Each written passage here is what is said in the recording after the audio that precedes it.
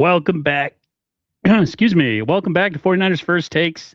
I am Aaron, 49ers First Takes, and I'm going to just go out and say it. I am joined by my co host, Mike from SF Gold Rush, here on another Monday recap. After another 49ers victory, the Niners go to 10-4.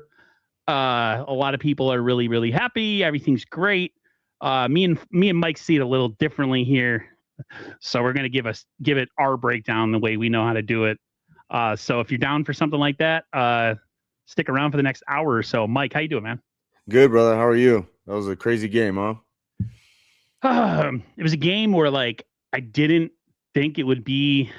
People are gonna say we kicked their ass. It's like, yeah, we did, but I didn't expect it to get as close as it did late.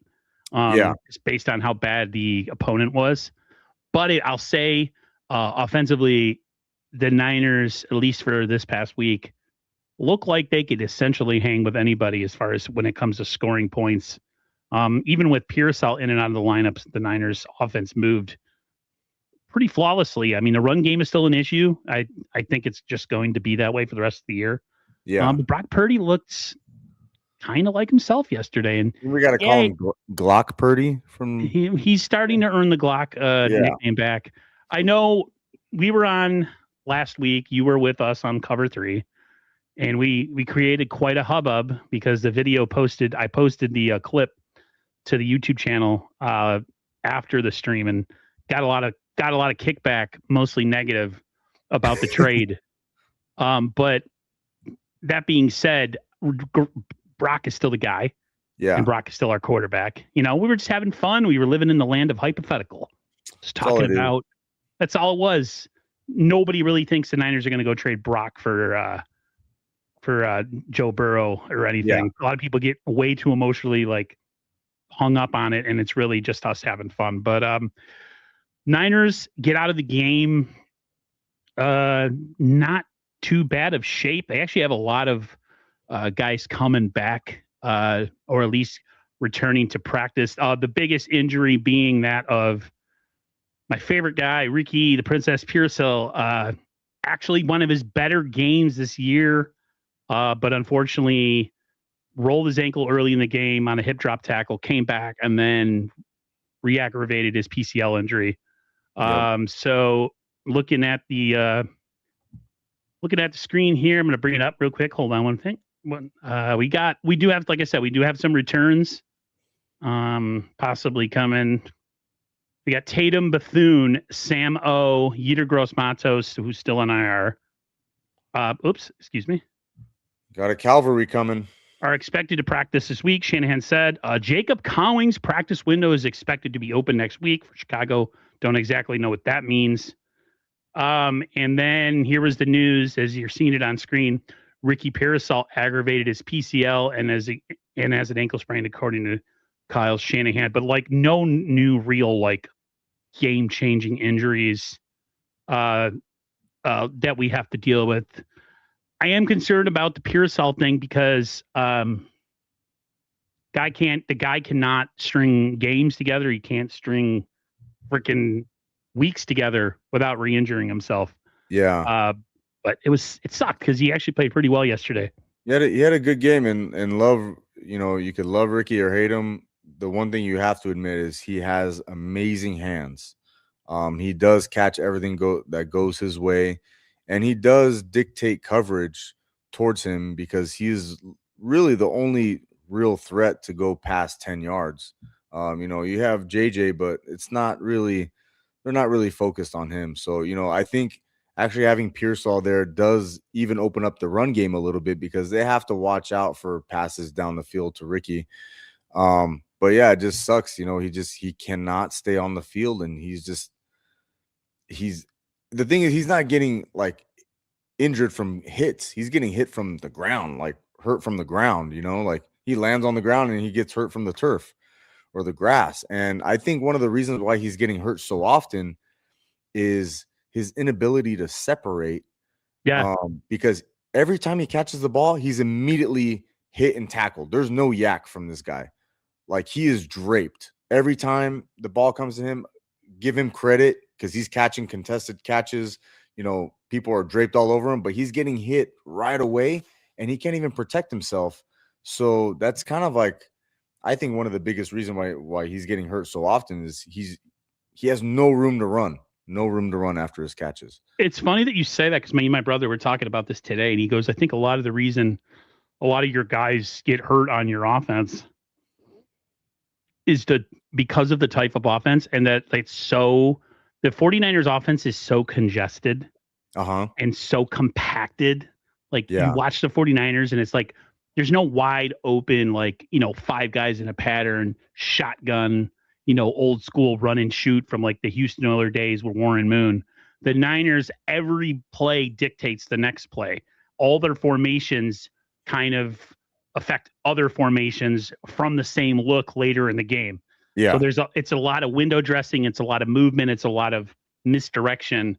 But it And like used with to that, be, though, because these guys used to have a lot of yak. Like they would just be wide open in these soft zone spots, and you're like, bro, these guys got 20 yards to run. yeah, It's that not that like that catch that he anymore. made yesterday down the left sideline, Uh-huh. he looked like he had a piano on his back. Yeah. I was just like, man, is he that slow? Is it the injury? Like, what's the problem? Yeah, I think he was dealing with it. So he was trying to fight through it. I've been tough on Pearsall. I give him the nickname Princess. A lot of 49er fans do not like that I ever phrase, I use that phrase with him, but he's just, I don't know, man. He's got a case of the glass man status right now, where Yeah. I he's mean, made of glass. if we took him in the third round, I'd be like, hey, man, it is what it is. But he's a first round pick. So expectations are very high for him. And like, you can't have 6 injuries in 12 games. It's just not acceptable, not sustainable. And it's just very unproductive. So the best ability is availability. And if he can't Yep. stay on the field, then what? I don't care if you have the talent of Bo Jackson. It doesn't matter if you're on the sidelines. What was the point I wanted to make with him? I've done a number of streams with Sterling over the past weeks and months. One of the things he said about him in college is he was very healthy in college. And then he gets to the NFL, he gets shot, he's out. He was injured a little bit before that, ends the season. And then this year, it's just been one thing after the other with him. And you're right. It's like these aren't even like contact injuries. These are just like him falling down and re-injuring his knee because he's not wearing knee pads or, whatever the problem is. It's just we're 2 years in, Mike, and we still really don't know what we got. And I mean, the Brandon Ayuk relationship is over, and we're gonna talk about that in a sec. But that relationship's over, man. Yep. And like you're going forward next year, you might not have Juwan Jennings back either, and it's like it's scary to think that like we don't really know what we got still. He looks kind of like a slow possession receiver who's got a little bit of the stinky leg with his routes. He's a really good route runner. He's got good hands. Yeah. But like he's hurt all the time. And to me, like if you're going to go forward with somebody, and you already got a bunch of aging veterans on this team with Christian McCaffrey and George Kittle, offensive weapons, you would love to see a young, spry guy who's not even 25 yet, who hasn't even hit his peak, be primed and ready to go. And it's like he plays one game and he's hurt, and then it's it's like the cycle repeats itself over and over again. Yeah. And every time he gets hit and you see him fall, it's just like, oh man, here we go. We talked about that with Christian McCaffrey during the stream on Friday. Or like every time McCaffrey hits the ground, me and you were like, is he getting up? Is he getting up? Is he getting up? Mm-hmm. Well, every time Ricky hits the ground, he's on his knees. He gets up and he's hobbling, and I'm just like, oh my God. Like, geez, this is ridiculous. Now it could be an early career thing where he figures out how to take care of his body. And we're talking in 2 years, we're talking about how he's one of the better receivers in the NFL, but he's got a long ways to go to get to that situation.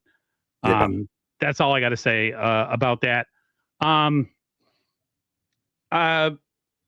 Before we talk about Brock Purdy and how good he looked yesterday, I wanted to bring up Kyle's response to the, it's not really his response. it's really his last words when it comes to Brandon Ayuk. The Niners really have shut the door. It's over. It's a done deal. And they asked Kyle about it, and this is what Kyle had to say. Yeah, we haven't seen him forever. So, I mean, that's a decision they make. It's been pretty simple for me. I mean, I haven't seen him in a month. So, that's and same with our team. So hasn't been an issue with our team at all. We kind of been plugging away and no big deal. Or it's just something we've been used to for a while. But I know it's new to you guys, so they just officially, I think, had to do that yesterday. Yeah, I was going to bring up the pitcher that has some sort of like, I don't even know what he's trying to say. They're not English words. Yeah. What's your thought on this, man? Kind of at the end of the road with Brandon Ayuk. It's a done deal, man. I think they knew. I mean, obviously, like he said, they knew this was happening from a long time ago. It's just new to the media. It's new to the fans, but they've been dealing with this. And, their whole thing about, we want him to come back. We want him to come back. That's all just, the politically correct thing to say. You have to remember they are still going after his money, contractually. And, they can't just be like, oh, yeah, we don't even want him to show up. That gives BA legs to stand on to be like, see, they didn't even want me there. They wouldn't let me go practice. I'm entitled to my money, whatever. So they have to say the right things. It's a legal thing.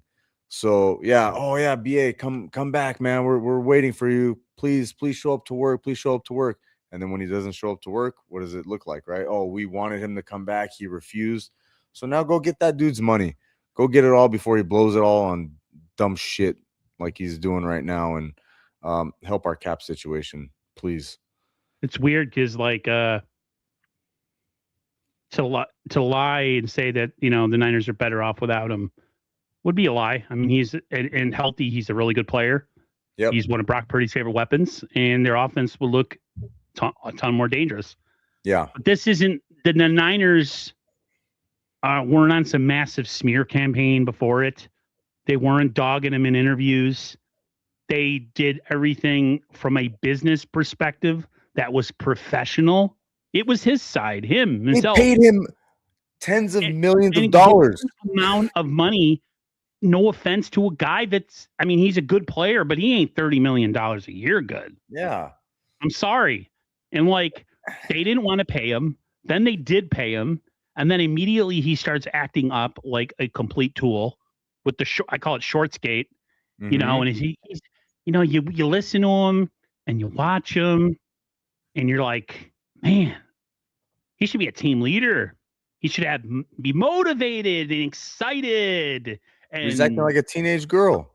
Yeah. He acts like a girl who's in her feelings because her and Kimmy aren't talking right now because Kimmy stole her boyfriend. And you're mad, and it's just like, man. So I'm not mad at the Niners at all in this. Do they have egg on their face? Yeah, they have massive amount of egg on their face. But so does his side. So does his side. Big time. I mean, I think they remember that short skate. That was just one thing that we know. Yeah. Who knows all the little things, all the little sly things that he was doing to poke, you know what I mean, the organization, in meetings or, behind closed doors. Like, when he got the contract, he sat on it for 2 weeks and everyone's like, oh, the Niners ain't making the move. Everyone's blaming the Niners, right? But low key, they had to shut up and say, oh, no, we're trying to work on it. But that contract was sitting there for almost 20 days. He was out the door, Mike. They were going to trade him. So Kyle freaking stuck his neck out for this bozo. So I guarantee there's a lot of stuff behind the scenes that they're like, dude, enough's enough. Enough is enough. And yeah, we're going to go after every penny we can. And I hope they get more. I honestly hope they get more. I don't know how much younger you are than me. I don't know if you're still in your 20s. I'm 40. You are 40? Uh-huh. Okay. So I got about 6 years on you. So you've watched enough football that, when people talk about the old days. Uh-huh. I think the Niners players and organization, when it comes to this subject, everybody's handled themselves with class. Nobody dogs him. Even if they're upset at him, they don't take cheap shots at him in the media. Yep. Back in the old days, brother, like in the 90s and late 80s, There wasn't this like kumbaya, feel good for me, like CEO type vibe with the 49ers or with the NFL in general. I could guarantee you if it was back then, somebody would have said something about him on air and probably would have confronted him in person. And there might have been a physical confrontation because it was like the wild, wild west back then. So like he's kind of lucky that he can act like a petulant little child and really other than, and that sounds like a lot, but like other than getting his money taken away from him, he Yeah. could catch on with another team. And it's just, it sucks. Like I wish things were the way they were sometimes where like, I'd be like, no, screw him, and like talk about him to the media. And like, I'm the type of guy, if I played sports back then, I would have been a horrible teammate because I am the type of person that I would attack my teammate through the media. Yeah. That's just me.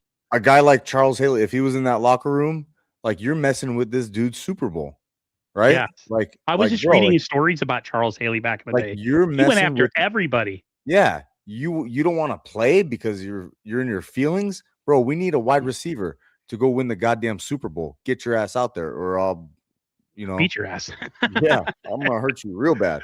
So like you're messing with these guys' livelihoods by being selfish, and the offense could definitely use a wide receiver right now who can go down the field. But mind you, Aaron, Brandon Ayuk does make the 49ers better if he was 2023 Brandon Ayuk. Yep. But if he was 2024 Brandon Ayuk, I don't think he does. Even before the injury, he looked fat, slow, and unmotivated. Yeah, he was body language on the field, moping, shoulders slumped, mopey, dropping the balls, right? Like not engaged. Dropped in like 10 targets or something. It was like ridiculous. Like you actually made the team worse. Him and Debo last year, man, like having guys who are not like motivated to play or engaged with the I'd rather be somewhere else but here type vibe, man. Yeah. Especially when you choke another Super Bowl away to the same team. Yeah. And that's what you come out looking like the year after because you were tired. Oh, we were tired. We've really played a lot of games. So are the Chiefs. Yep. So is everybody else. Nobody wants to hear that excuse. Well, we needed it was nice to have an off season. Like that just bothered me to no end. Who says that? Like that's crazy. There was an interview where Kyle and John and even players alluded to the fact that they haven't had an off season longer than like 4 weeks. Yeah. In a long time. And that all the winning must be so difficult. So difficult because it's like, and it was nice to have it and get refreshed and this and that and whatever. And it's like, bro, man, the Chiefs have been good for like 10 years, man. And like the Brady's teams were good, then they were sucky for a little bit, and then they were good again. You never heard once anybody complain about having to play long seasons. Yeah, can you imagine Tom Brady saying, "Oh man, that break was really nice. I'm glad we didn't make the playoffs." What? Yeah. That is absurd. Yeah, and I really had a problem with it. That's why I complained, and I've complained to guys like Sterling about this like nonchalant attitude that John and Kyle and everybody kind of let permeate of, well, this is a reset year. Like they don't say that they're not all in, and they don't say that it's Super Bowl or bust, but you can tell by how they talk that they don't believe it's Super Bowl or bust.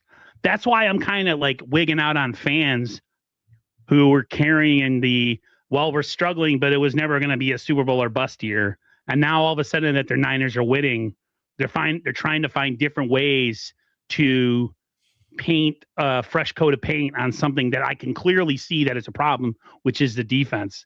Oh, yes. And now it's like, well, we have what it takes. We could go out there and do it. But like 6 weeks ago, when we were, having some problems and guys were getting hurt, you were saying, well, it wasn't a Super Bowl year anyway. So like people like to switch it up, mid-season. But yeah, he don't want to be here. I mean, they've been okay this year offensively with him, both quarterbacks. Juwan Jennings, I had some issues with him early in the season. I hope the Niners re-sign him in the offseason. I know we were on the stream a couple weeks ago and you were like, yeah, he's probably gone. And I would be okay with him after this past Sunday. Yeah, and he looks kind of like his old self. He did get a hospital ball that hurt him a little bit during the game. Thanks, Brock. But him and Brock have chemistry, Yep. and a way to make people forget about Brandon Ayuk real quickly is if you went out and got a championship this year. Nobody would care, Oh yeah. including the players in the building. Absolutely. He's gone. It's over. Yep. Sayonara. Again, it's really nerve-wracking what we don't know about Ricky Pearsall because he just can't stay healthy. Because you look at it and you're like, wow, I really don't know what Ricky is. He's not real fast. He catches everything that's thrown to him, but he's hurt all the time. So it's like, if you possibly move off of Jawan and you move off of Ayuk, now all of a sudden you have a massive hole at the top of your depth chart at wide receiver. And now you essentially might have to go spend another first round pick, which have been horrible, to go get a wide receiver. So I don't know, man. The Niners look bad. Ayuk looks bad, but he doesn't want to be here. And I'm of the mindset, if somebody doesn't want to be in a relationship, whether it's romantic or business, cut it out. Over. Absolutely. It's like a tumor, man. Cut it out and throw it away. Yeah. Brock Purdy thought he played amazing yesterday. I know it was the Titans, but Mike, he looked like his old self. So me and you pick a lot of stuff apart. People call us negative. People call us like not true 49er fans, but I will say Brock looked damn good yesterday. What was your thoughts? Yeah, we talked about it on the Cover 3 podcast, right? We said this is the exact type of game that we needed Brock to have. We needed this game where he came out, he was a little bit aggressive. He didn't have, that one turnover. I'm not even putting that on him. I'm not either. That was weird.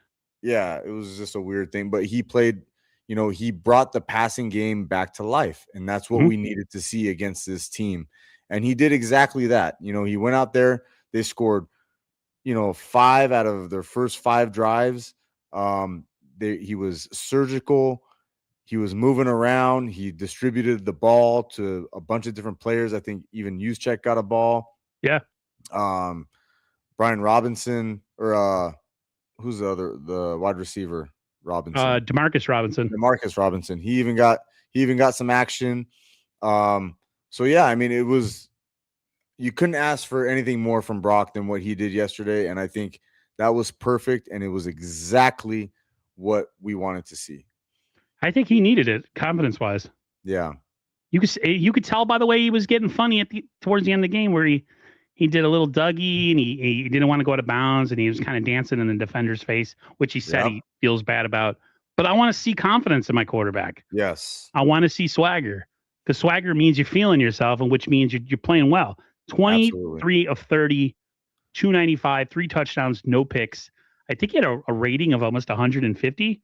And he was I think it was like it was like over 140. Yeah, he played great. Again, Titans really bad against the pass. Pretty bad team, but he needed a game like this because that's what you do against bad teams. You play like that. You play who's on your schedule. You want to see the defense play way better yesterday, but offensively, the 49ers looked like a team that could compete with other teams that have offenses that can score. Absolutely. Man, I'll tell you, brother, if we had a defense at all this year, it wouldn't even be close. It wouldn't even be close. Like I would have such a every week to week with me is kind of like it's like a mental roller coaster, because it's like I feel kind of good about the win, but I see all the negative. And then right when I get to the point during the week where I'm feeling really good about things, the game starts, and then it starts all over again. We're like, man. And so, but yesterday, the one positive I will say is he played like his old self, and there's nothing really else you could say. He got Jawan Jennings involved. He got Kittle involved. Demarcus Robinson, Ricky, before he, re-injured himself. I think he had almost 100 yards. I think Kittle almost had 100 yards. It was nice. And CMC only had one reception, which means Brock was looking other places, right? What you want to. Yeah. I felt really good. I felt really good about the game yesterday, at least from an offensive perspective. I thought they did well. I really did. I thought that they looked really good. I'm trying to figure out where we could go next here. Let's talk about the defense. Defense, yep. Looked pretty bad yesterday. Yeah. A lot of people say we're bend but don't break. I don't believe that. No. I think we're like I don't know. We broke several times yesterday. We broke a lot yesterday. Yeah. Like, I mean, I keep arguing with people, including my friends. Name me one redeemable quality about the defense. Just give me one. What to me, what are you going to tell me about this defense in a positive light? They can't stop the run. They get absolutely zero push inside. Their secondary, regardless if they're not getting pass rush or not, like Bernardo Green, I don't know how he's regressed incredibly bad. Linebackers don't tackle. Now, granted, we're like on our like fifth or sixth linebackers, so it's like whatever. But like from a defense's perspective yesterday, you were going into a game going against a team that is so offensively challenged coming out of a bye week, and that's the effort you put on tape, and you think that you have an ability to compete with the big boys in the playoffs. What game were you watching? Like, at what point did I say to myself, yep, this defense can hang with the Rams? Yeah. And people were like, oh, well, they let them run on them. Like, no, you don't even get 7 yards of carry in high school. That is absurd. This is an NFL defense, and they allowed over 7 yards of carry. And that is why Cam Ward ever threw the ball. That's the point I was making too to myself. Why would you stop running the ball? Running it. Yeah, they had massive success. But they stopped the Niners or the Niners stopped them because they stopped themselves. So obviously, like, everything is foundational, right? So it all starts up front with the D line.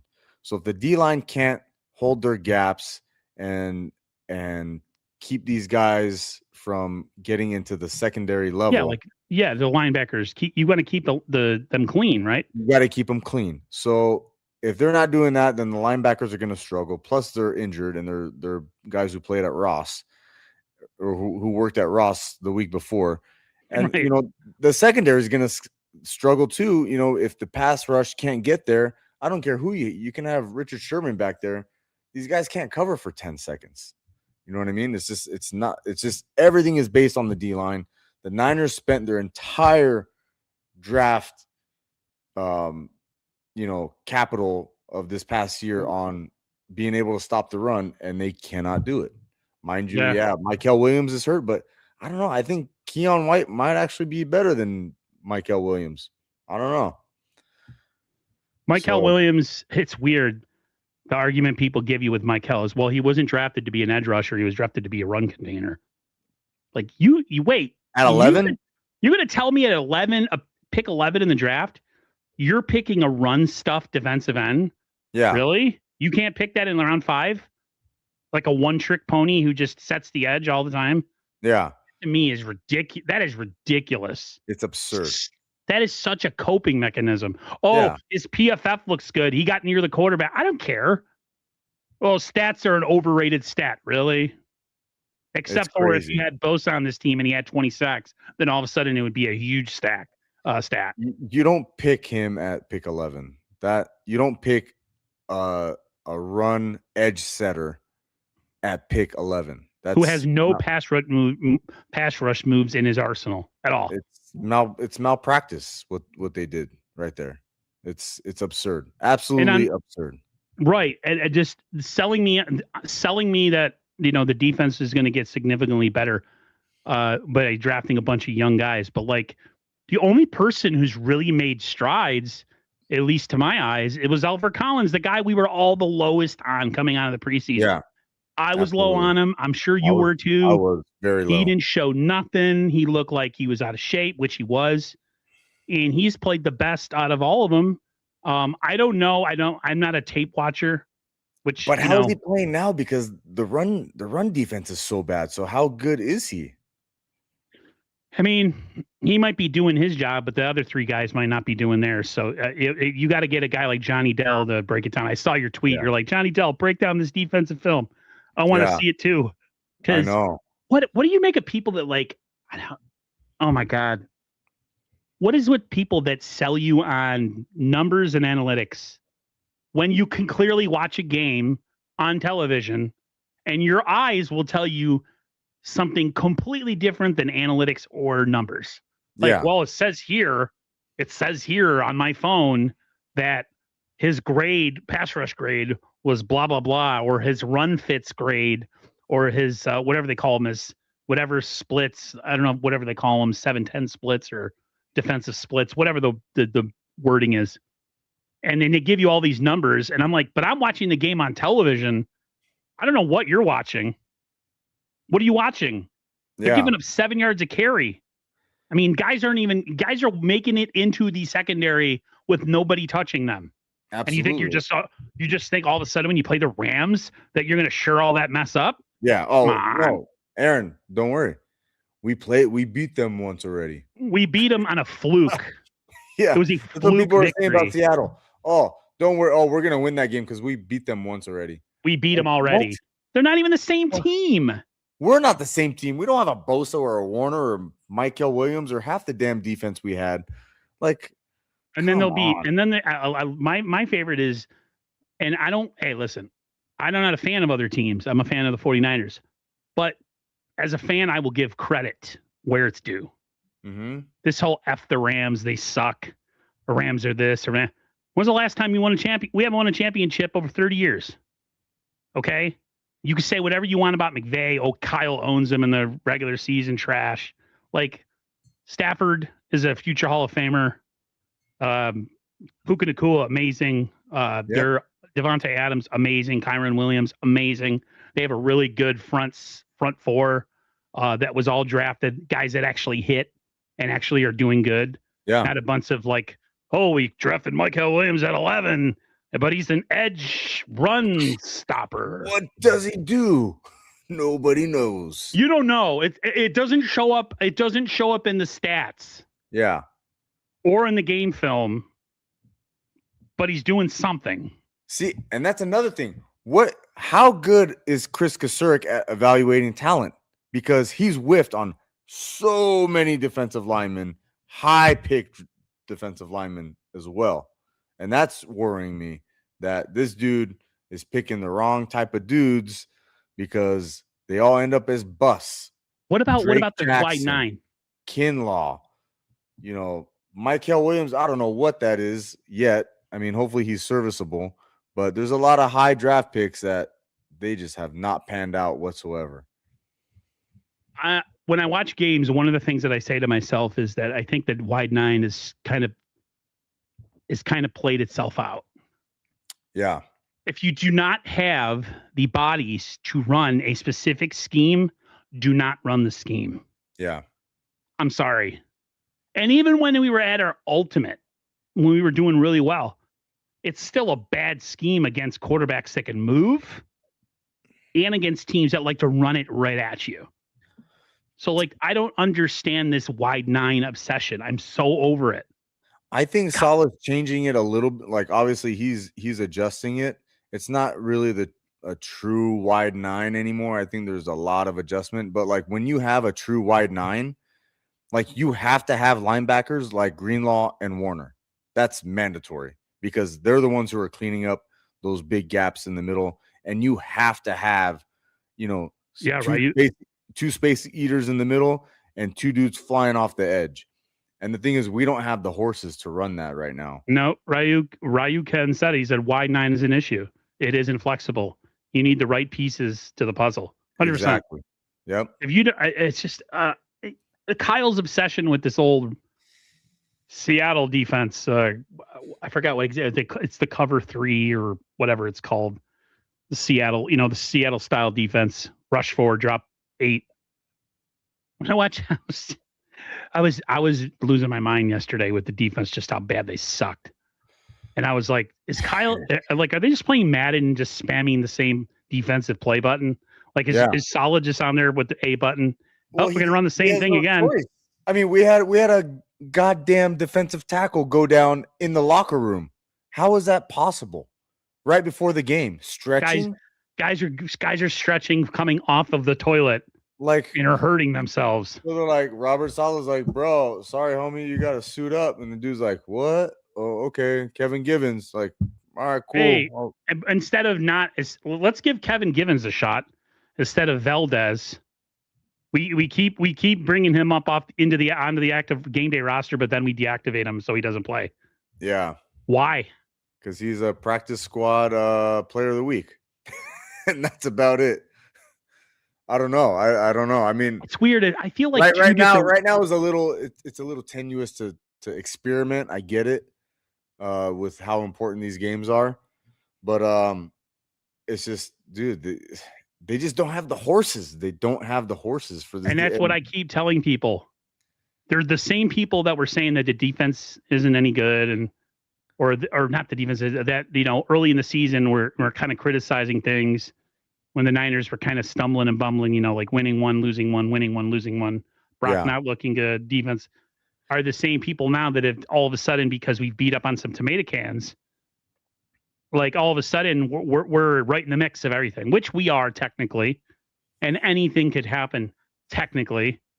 But if you're playing real and you're being real and being true to yourself, be honest with yourself, full strength 49ers versus full strength Rams. No tricks, no nothing. Mano a mano. The Rams win 10 games out of 10 games. The only reason we beat them was it was a fluke. It was a fluke. I can't really say, okay, I'll give them credit. It was an amazing defensive play. But we didn't stop the Rams in that game on defense. We had one sack. We held the ball. Every time they had the ball and we couldn't get them off the field, they'd score. Yeah. Every time. And for them running it on that fourth down, I mean, all they had to do was throw it to Puka. It would have been game over. And so they stopped themselves. It wasn't us. Like, yeah, they made a great defensive stop on Kyron and stopped them on that fourth, but all they had to do is throw it to Puka, and that would have been game over. Yep. I just hate people that get after me and say, like, "What, you a Rams fan?" I'm like, no, dude. They're really freaking good, man. They're super talented. I actually have a lot of Rams fans that follow my page, and they all actually say, like, bro, you're like pretty realistic. Like, we don't like the Niner fans, but like you're pretty cool and you're honest and you're, all that. Like, I'm like, yeah, if we smoke you guys, I'm gonna talk some S. But when you smoke us, I can't say anything. It is what it is. You guys are good. There's a guy that to me is the number one wide receiver in the league. He's the best, hands down. Matthew Stafford, I was saying this weeks ago, even when we played them in week 5, he's MVP. He's a great quarterback, and I would love to have that guy. Dude is on a Hall of Fame trajectory right now. Yeah, he's a pimp, and I love McVay. I think McVay's a damn good coach, and he's a great personnel evaluator. He knows how to build a team, and he knows how to motivate a team. And they're not obsessed with the draft. Like, oh, we got to keep our picks. Yeah. Or you can trade him for proven talent. Yep. Like, I understand the reboot. I understand having to cut cost. So this offseason coming up is going to be interesting. Yeah. What are the Niners going to do? Are they going to kind of stay on this cheap course and go draft again? Or are they going to? I think they need to make a couple big free agency splashes. I think they need to get another defensive lineman, maybe 2, maybe 3, maybe 3. I think and then just use the draft for everything else. Yeah. Oh my God! You got to remember, like all their money is spent on offense, right? Like yeah, they have. That's why it's been so crucial to figure out what we have in Pearsall. Yeah. You get rid of Debo 1 year, and now Ayuk's out the door. Kittle's aging, and so is CMC. He's probably got about another good 2 years left before he really starts to. He's already. I don't think CMC is what he was. I'm not going to say that he is. With the whole Jesse Naylor, Grant Cohn, all those guys. who pretty much were like, "Oh, he's lost a step. I don't know. It's concerning." Blah blah blah. That narrative that they ran with in training camp. Like, oh, put him out to pasture and put him Put him out to down already. pasture. Like, what? Now, but I don't think he's as quick and as nimble. No. Kittle Yeah, looks he's a little 2 years. slower. I Yeah, don't know if it's you Father noticed that Time. yesterday. Like, just he breaks tackles, but he doesn't quite have that ability to kind of get back up into like top speed.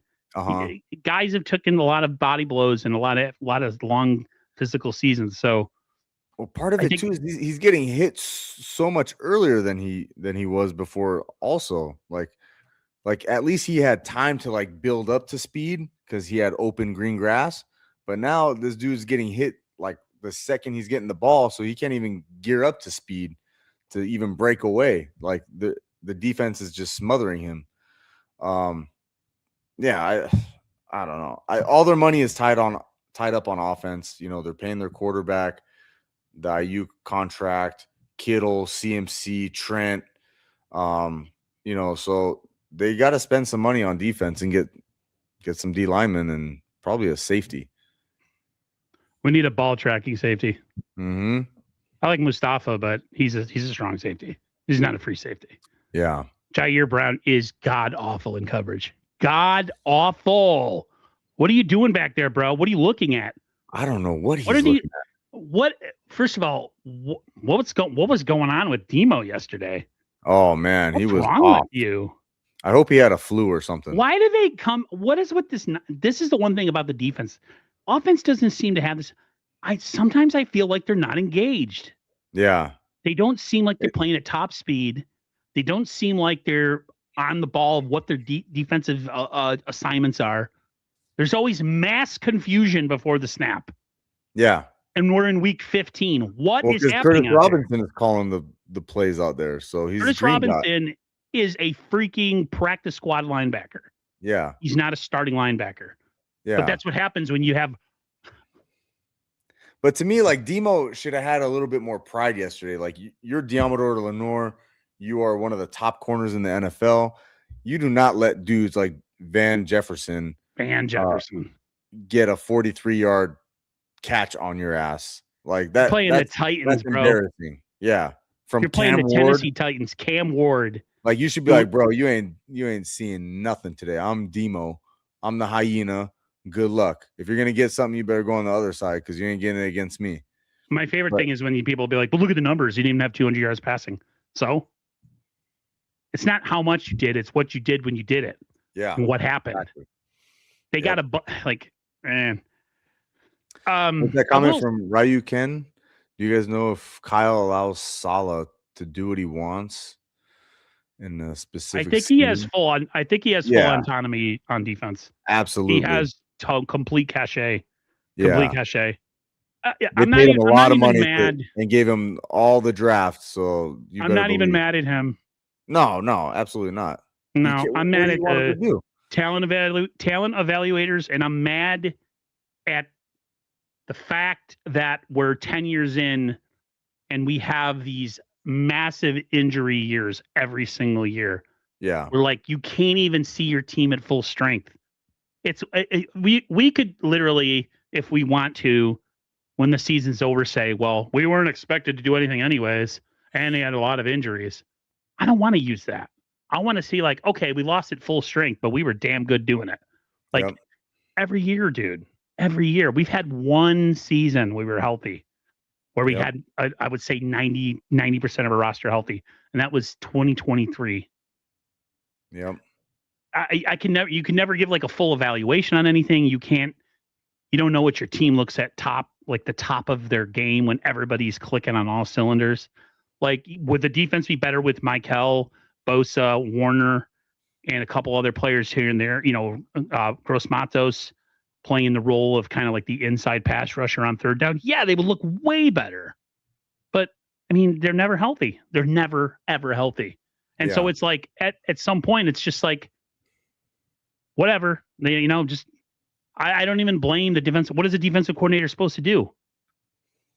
It's like going into work as a manager and you got all the bottom tier employees, like all the A team took off.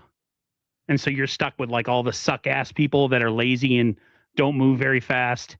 and have a ton of excuses, and they got to go on a ton of cigarette breaks all the time. And it's just like, wow. Yeah. Even a really good boss can't make magic happen. Yeah. I mean, there's no blame on Salah. I mean, he's doing what he can, and we just don't have the horses. You know, We don't have the horses, but according to everybody, we have just as good a shot to win the Super Bowl as everybody else. I disagree with that. I wholeheartedly disagree. Aaron? We're in it. We are in the dance. We win this week. We're in the dance. That's all you can say. But I'm not going to sit there and be ridiculous about my predictions. Yeah. What I want to talk about some other stuff as we wrap this thing up in the next 15 minutes or so. What do you make of 49er fans like victory lapping freaking Mahomes being hurt? I think that's pretty poor taste, bro. Yeah, it's very poor taste. I'm not in that circle. I mean, injuries, it sucks for everybody. I want to see my team at full strength battle your team at full strength. Full strength. Yep, that's what I said. See what happens. But you know, it sucks. It's not a good look. That's all I gotta say. I just think it's weird because it's weird energy. Like, say what you want about the refs, you want the Chiefs. We've had 2 opportunities in the last 5 years or so, and we choked them both against the same team. And to sit there and be happy that a dude's out for the season who has ruined 2 of your seasons and broke your heart, and you're going to sit there and freaking do a victory lap because he blew his ACL and he might not be back for next year as well. Oh, the end of the Chiefs. Right? Yeah, it's still not. We're not winning anything still. Yeah. So it's just weird. That's just loser. That's loser mentality. Yeah, it's very weak. Bad look on the fan base. Bad look on the fan base. I had something else in my mind I wanted to attack and yell at about, but I forgot what it was.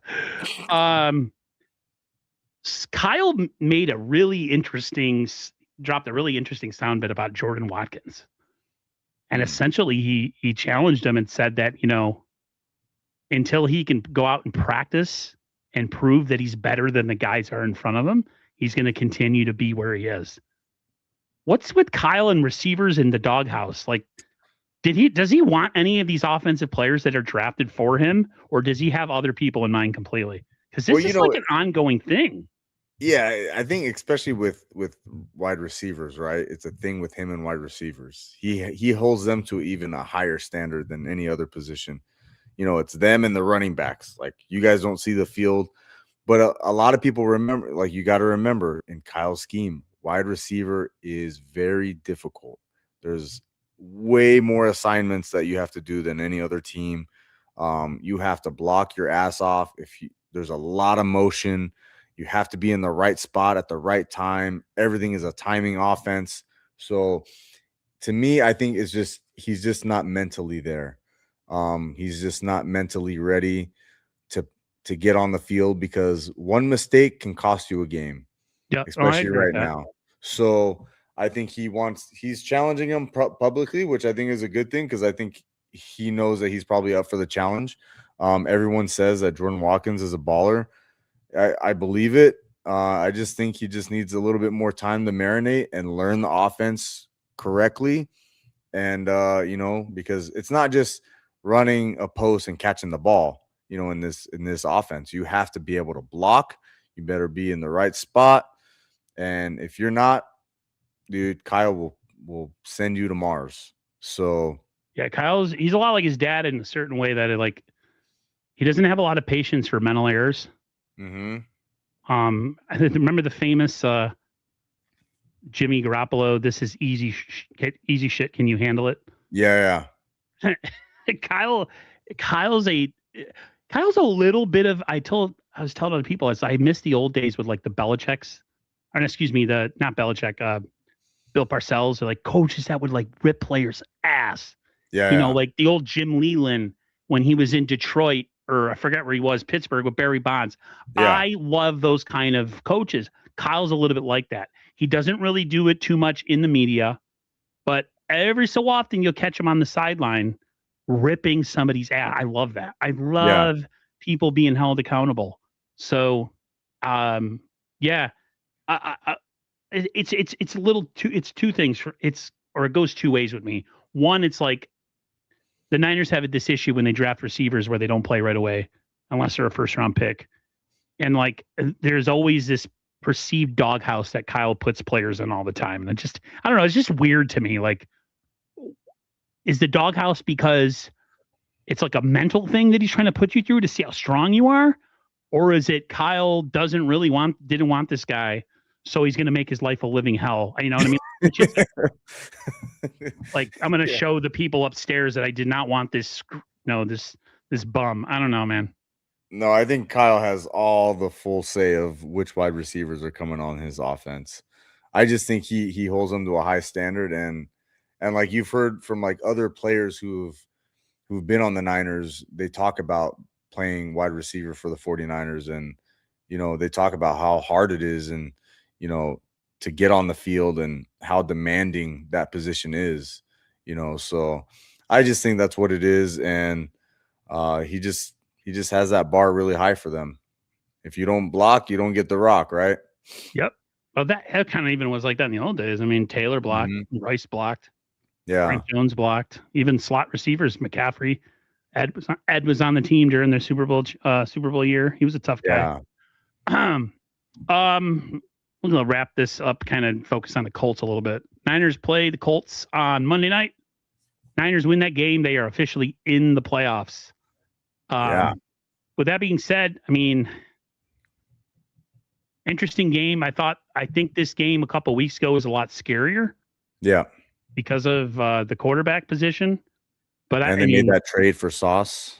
Yeah, and Sauce is out for the year. He hurt himself, and their quarterback had a fractured leg and then tore his Achilles. And now we have, like a quarterback that's been on the league for 5 years. I say this because I am negative. This is one of those classic overhyped 49er victory games where like they go into a game after like a good win and the defense just completely like no shows, even though they did that kind of last week or this past week. Like, you're going into a game with the guy who hasn't played in the NFL in 5 seasons. They literally are a running back offense with not a whole hell of a lot because of their quarterback. This game I'm not saying anything's going to be easy, but this is definitely winnable. Like, you can't biff this. Yeah. Because I think the last 2 games of the season are the scariest. And then I had a disagreement with someone earlier, and they're like, "Oh, how are you calling these game tomato cans?" Any game where you have a decided advantage, where somebody is just so awful at something, or a player is playing who's like at the bottom of the depth chart, like, those are tomato can games for me, because it's like you go into that game expecting to dominate that person. Yes. I will not accept going in that game and being like tied in the fourth quarter and he's got freaking 250 yards passing and 3 touchdowns. Like that would I mean, if you think we're winning the Super Bowl after that, yeah, I don't know what to tell you. Yeah, I think, honestly, it was kind of crazy to see how close that game went, with them in Seattle, and Seattle was at home. If we can beat Indy better than Seattle can, I think that's a win, right? Like, honestly, this is one of those games, kind of like Cleveland. Like, I don't really care how it looks. I just want to get out of there with a win, just because the defense is kind of suspect, and Jonathan Taylor is such a good running back. And if Tony Pollard can get 7 yards of carry, I don't know what kind of damage this guy's going to do.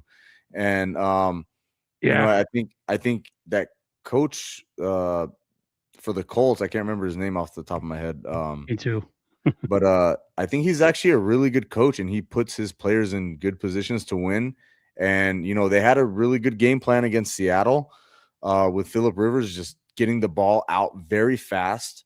And if he had to hold on to it just a little bit longer, he kind of stepped up in the pocket, got rid of it, and kind of avoided some damage. He's gonna have a lot more time with this defense. So I do trust Saleh to be able to stop, a 44-year-old Phillip Rivers.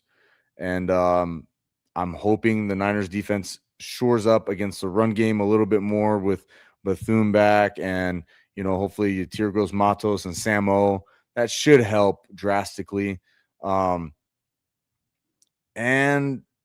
you got to bring get in out of there Eric with a win. Kendricks on defense. I don't care. Yeah, I don't care, but just focus on not stopping JT, but you gotta limit the damage. And there's really no excuse to not get a win out of this game. And if they beat the Colts 20-10, I mean, that's a hell of a lot better than Seattle did at home. So I'm game with that. The Niners need to just go into that game and find a way to get a victory, regardless of what it looks like.